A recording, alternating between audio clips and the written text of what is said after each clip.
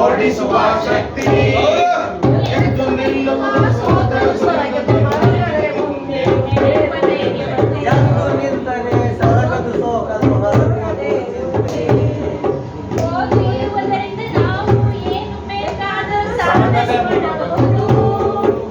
ಓದುವುದರಿಂದ ನಾವು ಏನು ಬೇಕಾದರೂ ಸಾಧನೆ ಮಾಡಬಹುದು.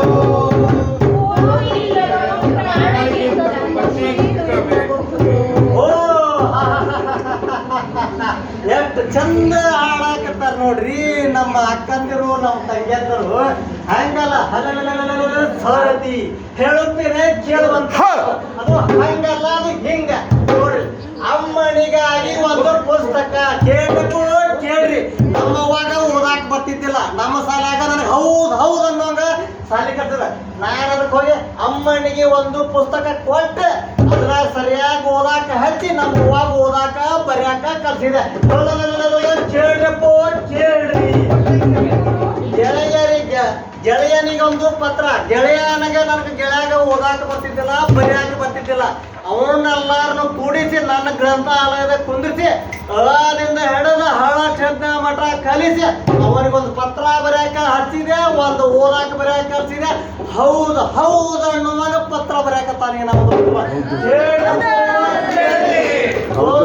ಕಾರ್ಯಕ್ರಮದೊಳಗೆ ನಮ್ಮ ಊರಾಗ ಎಲ್ಲಾ ಹುಡುಗರು ಬರೇ ಒಂದ್ಸಲ ನನ್ನ ಟೈಮಿಗೆ ಹಾಕಿಬಿಟ್ರೆ ಓದಾಕ್ ಬರ್ರಿಪ್ಪ ಅಂತ ನೋಡ್ರಿ ಗಟ್ಟಿಯಾಗಿ ಓದಾಕ್ ಹಚ್ಚೇನಿ. ಗೆಳೆಯನಿಗೊಂದು ಪತ್ರ ಬರಕ್ ಹಚ್ಚೇನಿ, ಮತ್ತು ಅವ್ರಿಗೆಲ್ಲರಿಗೂ ಆಟ ಆಡಕ್ ಹಚ್ಚೇನಿ. ಮತ್ತು ಆಮೇಲೆ ಒಂದು SRD ಟೀಮ್ದವ್ರು ಸಂಸ್ಥೆಯವ್ರು ನಮ್ಗೆ ಸಾಕಷ್ಟು ಆಟ ಸಾಮಗಳನ್ನು ಕೊಟ್ಟಾರ. ಅವನ್ನೆಲ್ಲಾರು ಕೊಟ್ಟನಿ. ತರಪ್ ಇಲ್ಲದಂಗೆ ಬಂದು ಆಟ ಆಡಕತ್ತಾರ. ಹರಕ್ಕಿ